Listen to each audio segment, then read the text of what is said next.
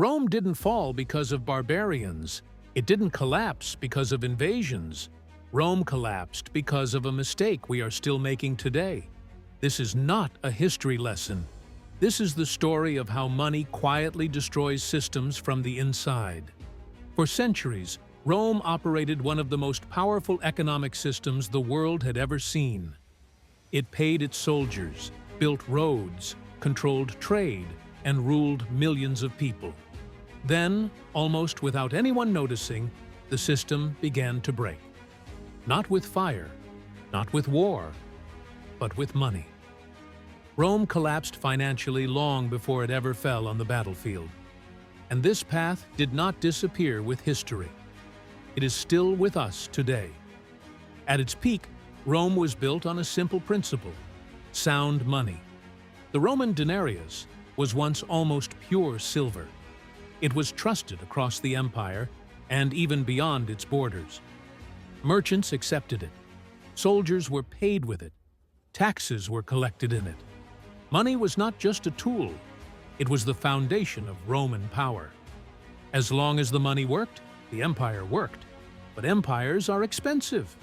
Wars cost money. Armies cost money. Politics cost money.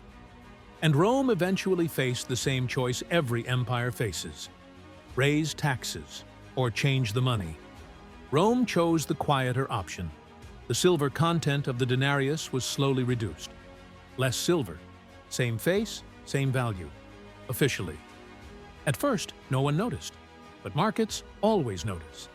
As more coins were issued with less silver, prices began to rise. Soldiers demanded higher pay. Merchants raised prices. Savings lost value. Rome didn't call it inflation, but that is exactly what it was. The state kept spending. The people paid the price. The invisible foundation of money, trust, began to crack. As trust declined, Rome tightened control. Taxes increased. Price controls were introduced. Trade was restricted. But control does not create trust. It destroys it faster. Barter returned. Gold disappeared from circulation. People stopped believing the numbers stamped on coins. Money became something to escape, not something to hold. Without reliable money, Rome could not function. Soldiers became harder to pay. Trade slowed. Cities declined. The empire did not collapse overnight. It hollowed out. By the time invaders arrived, the system was already weak. Rome did not fall first. Its economy did. This is not ancient history. The modern world may be more complex than Rome, but the nature of money has not changed.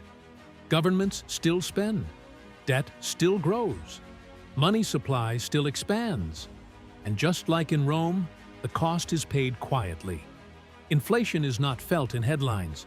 It is felt at grocery stores. Wages rise in numbers, but purchasing power shrinks. Savings remain on paper, but their real value erodes. People in Rome did not wake up one morning and say, "The empire has collapsed."